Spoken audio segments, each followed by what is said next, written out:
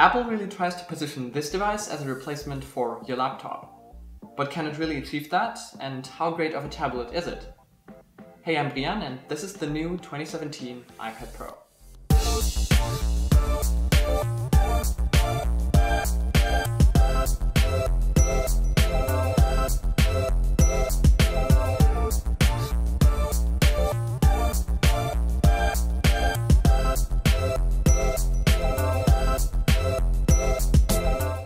So you obviously all know what comes in the box with an iPad, a charger and a lightning cable.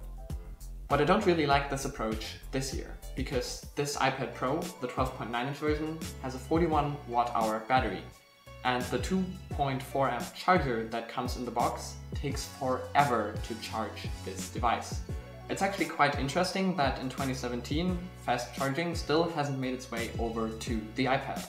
Especially when devices like the Lenovo Yoga 720 I reviewed up here charge the same battery in 1 hour.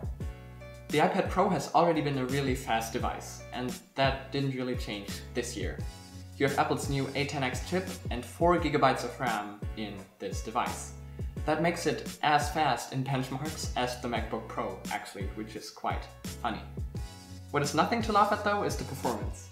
I've really never used a device that is this fast to use. Everything from scrolling to opening apps just feels completely instant. That is largely due to the hardware and iOS not using that hardware very much, so 4 GB of RAM is really complete overkill for this device, but Apple put it in anyway. And also thanks to the new display on the iPad. It still has the same 2732 by 2048 resolution as the last model, and still really great colors and True Tone. But what is new is Apple's ProMotion. And the 120Hz refresh rate of the display is actually really noticeable. You've heard it from other people before, but you can really notice it when scrolling, when opening apps. It just feels really fast and really responsive. And getting to the Apple Pencil, using this thing is just the best experience of using a stylus, period.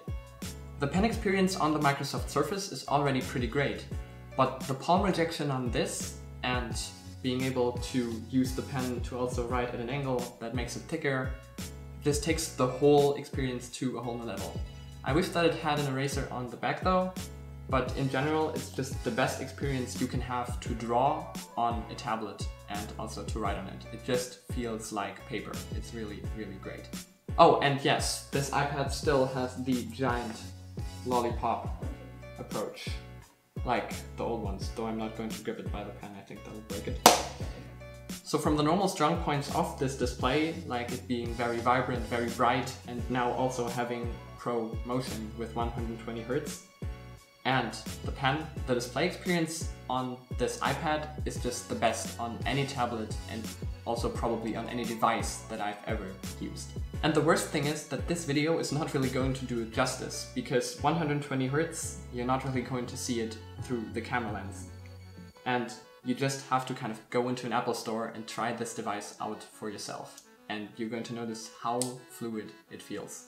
The hardware and the display just make it a very pleasant experience together. Obviously the pen is not the only accessory that you can get for the iPad Pro. It of course also has the smart connector on the bottom for a keyboard.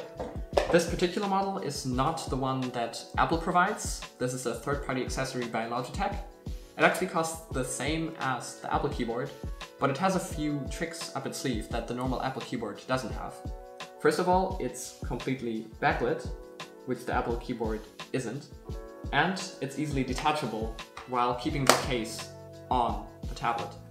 And the kickstand is also completely adjustable to any angle, whereas the Apple keyboard is fixed at one angle. And it also has a storage point for the pen, which is pretty neat. So in general, I would really recommend this keyboard over the Apple one if you're searching for an accessory for your iPad. The keyboard really takes the typing experience on this to a whole new level. And with apps like Microsoft Word available, you can really use it like a laptop, at least in that regard. More to that later. Moving around to the front, you of course still have the very fast fingerprint sensor. It's a second generation Touch ID sensor. It just doesn't use the same non-clickable home button as the iPhone 7, but I think that's understandable given that iPads also don't have a vibration motor. and it would have been probably very hard to implement a taptic engine in such a big device without it feeling kind of awkward. But apart from getting work done on it with the keyboard and the pen, you can of course just use this iPad for general multimedia purposes. For that you have the 4 speakers, which are really great. They're among the best speakers on any device, and the camera on the back. I don't really think that the camera is that useful on such a big iPad though. Taking photos with it, you're just going to look very stupid, so I personally wouldn't do it. A lot of people say that it would be good for document scanning. I can definitely agree on that. But a lot of people also point out that that will be very great in iOS 11. I don't really know why they point out iOS 11 for that specifically, because there are also a lot of apps out right now that support document scanning, and Evernote has had this functionality forever. While we're already talking about iOS 11, I of course don't have the iOS 11 beta on this iPad right now. I don't think it's fair to judge this device based on beta software. But iOS 11 is of course going to give it a lot more functionality than it has right now, with all of the improved multitasking, the Files app, drag and drop. It's just going to be a better, more close to PC experience. But as it is right now, multitasking works pretty great, it's really fluid, but it's not comparable to a computer. And that is my general problem with this device. For the average person, this device could probably replace most of the uses that they would have for a laptop, like writing documents or browsing the web. But in general, it's just not really at the same level as Windows or macOS.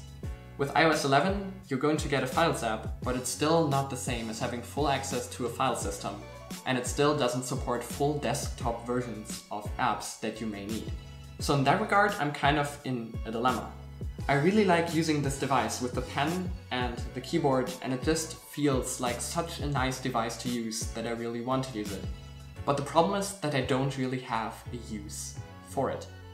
I use my Surface on the go for everything that has to do with Windows being capable of using normal desktop programs, and I just can't have that experience here. But I also miss a lot of things that Adobe, for example, provides on the iPad for the pen experience, like Adobe Comp, Adobe Illustrator Draw, and Adobe Sketch, that I just can't get on normal Windows. Yes, Photoshop also has a tablet mode, but it's just not the same and not the best experience. So in general, what do I have to say to this? Well, it just kind of depends if you are the right person for this device. The problem is that most people that use a laptop where this could replace it are probably not going to shove out this much money for it because they don't have a lot to do on the device. But I really want to love it. The pen experience is just great. But for me, it can't really be a replacement for a laptop. It's just kind of an additional device to a laptop. And that's really a problem with the device that is this expensive. Because if you already have a desktop and an expensive laptop that you carry around, does this really make sense? I don't know. It's a really great device to use, and it's probably the best tablet that has ever been made. And I would really recommend it in that regard. But it's just kind of expensive, and I don't really know where it fits in. With that said, I hope you liked this video. If you did, press the according button down under it, and get subscribed to the channel for more videos like this delivered straight to you. I would also encourage you to check out my previous videos, click follow on Twitter, then you would have known about this device for 2 weeks now already, and visit the website for some interesting technology-related articles. I want to thank you all for watching, and I'll catch you in the next video. Bye!